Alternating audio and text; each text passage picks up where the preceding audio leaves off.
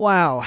How do I unpack this one? So I woke up this morning to a $1,800 beat sale on my beat store. Now on a personal note, this is the biggest beat sale that I have ever made since I started this beat selling journey 2 years ago. And I feel like I just had to make a video on this. Now, not to flex at the fact that I've made a $1,800 beat sale, but there is so much to unpack which has led to this moment where I've been able to make a beat sale of this size. Because if you're someone right now watching this video thinking I could never make a beat sale that size or get my head around doing that. Not so long ago, I was in your shoes. I never thought I would ever make a beat sale over $1,000. And the whole thing about how this transaction took place is a really good basis for a video where I really think I could help you get more beat sales as a beat maker, but also increase the value of your sales to a figure, maybe not $1,800, but certainly higher than you're getting now. So if you watch this video to the end, I'm going to unpack everything that led up to me getting this $1,800 beat sale. Then hopefully what you take away from this video is a better understanding of how you can increase the value of your transactions and upsell anyone who's interested in buying your beats. Okay, so the first thing I want to talk about is this is a transaction I've been expecting and working on for about a week. I'm not going to stand here and say that I just woke up to a $1,800 beat sale, because realistically that does not happen without certain parameters in place. I can guarantee you that I'm not going to be waking up anytime soon to a sale of this size, but what went into this sale is a lot more than just uploading beats onto a beat selling site and waiting for people to purchase beats. No, so much more went into this, and let's unpack that all. So the short story is someone messaged me about a week ago on my website and they were inquiring about beats. They had about 14 beats that they wanted to purchase exclusively. Now I know that if I could get this across the line, this was going to be a big sale, because not only did they want exclusives, but they've got a budget and they're interested in loads of beats. Now it's my duty as a salesman to try and help get the best possible outcome for them as well as myself. So the first thing I wanted to find out is what beats they were actually interested in, and there was again 14 beats to choose from. Now for me, if I was to part with a large number of exclusives from my beat store, it would have to be justified and there'd have to be good reasoning for me behind it, because as I always say on this channel, each individual beat is an asset you can sell more than once. So selling exclusives isn't something that I would do every day, because a lot of beats you should sit on for about a year, because you never know when they're going to get one sale, even more than one sale. So I had this in the back of my head when it came to discussing the potential beats they wanted to buy. Now one of the most important fundamentals was not to actually talk about price at the start. The first thing I really wanted to focus on with this potential client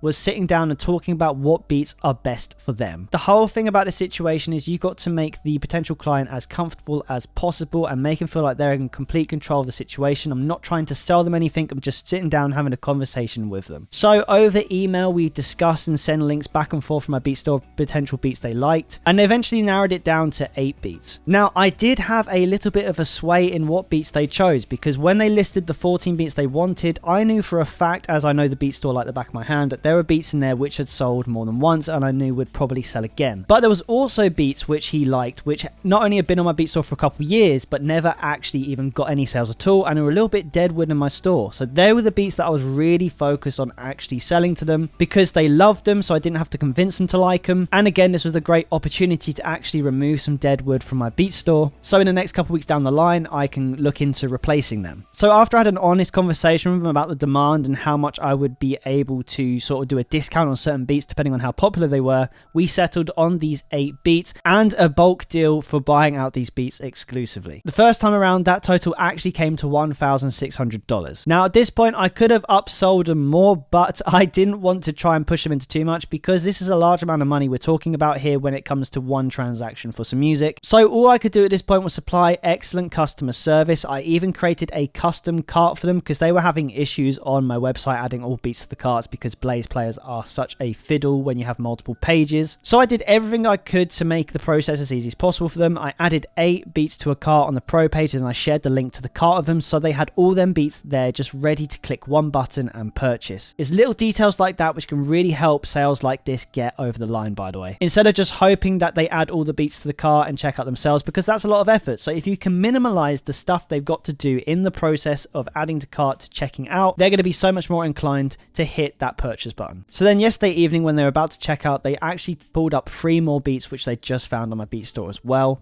And 2 of the beats I had no interest in selling exclusively, but 1 they did. So we actually added that to the bulk deal last second. And again, I created a new cart where I added that one in for them and sent him the link to check out whenever he was ready. And because they were in America and I was in England, I went to bed and just said if they had any more questions, I'll be happy to answer them in the morning. Not telling them that they have to purchase the Beats overnight even though I'm going to bed. And I just went to bed and I slept on it. And very fortunately, I woke up in the morning to that Beat sale. So that's how the actual sale went down. Now the big thing is, from all this that I've told you, how can this help you in your Beat store? Well, the fundamentals that help this get over the line, we'll break them down into 3 different parameters. The first one is customer service, because a lot of the times we talk about making beats and selling beats, but the big thing about beat selling is at the end of the day, you are a beat seller. And in all honesty, if you want to get beat sales of this size, this is nothing, again, as I said earlier in this video, that's going to happen just by fingers crossed uploading a beat and then waiting for that purchase. You've got to go the extra mile when talking to people who are interested in your beats, trying to get them the best deal, make them feel valued. And this is retail 101. Not pushing the sale from the first moment you start talking to them. For me, it was all about finding out what it is they wanted, what their needs were, and eventually down the line the question of budget comes up, and then that's when you get a real understanding of what you can actually do. But you're not trying to get that sale even in the first 24 hours of talking to someone, because you want to get to know the person, and if anything, you want to try and make yourself more relatable and seem more like a person rather than just some automated e-commerce site. The second thing which really helped was having an extensive catalog of beats, because they had so much to choose from. And again, they had it 14 and they narrowed it down to 8,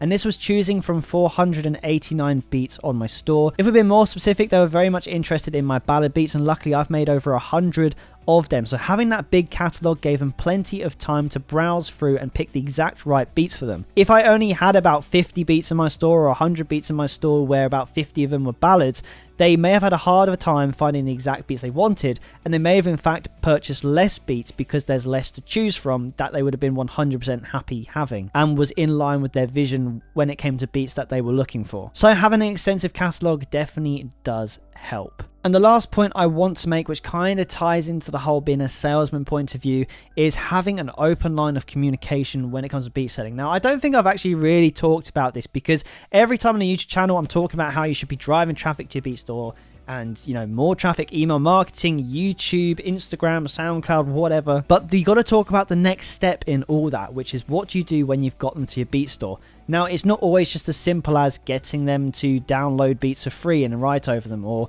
waiting for that purchase. Sometimes you've got to try and encourage a conversation, because that's when you get the best interest of your potential customers, and then that's when you really know what it is you can actually sell to them. Now, ways you can have open line of communication is always plugging stuff like your Instagram, not having it on private, having your email, if you're comfortable as well, having your phone number, although I don't tend to have my phone number because from experience it doesn't tend to really end well on the notification front, and always encouraging people to reach out if they've got any question about beats, because if I'm being completely honest, that's when you've got the best chance of actually converting someone into a customer, because you have their attention. They're not just a little stat on the website that you're waiting to go from a visitor to an ad cart to a checkout to a purchase. You've got to really think about the humanistic side of selling beats. That is when you're going to get the best result. As I said earlier in this video, this is not the first time that I've had results like this. Late last year, I made a sale of $1,000, and it was the exact same premise of what I've talked about in this video. That is how I made $1,000 beat sale, and the same premise is applied again to make the $1,800 beat sale. And I just want to emphasize again, this was 7 days that it took to get the sale across the line. This wasn't 24 hours, it wasn't even a couple of days. It took a whole week of negotiating, having the client's best interests at heart, and upselling them when you can, applying deals to make it seem like, well, I'm not going to say seem, I was trying to help them get the best value they can for their budget. So yeah, guys, I hope this video helped, and if it did, smash the subscribe button as the best way to support the channel. Keep making music, and I'll see you in the next video.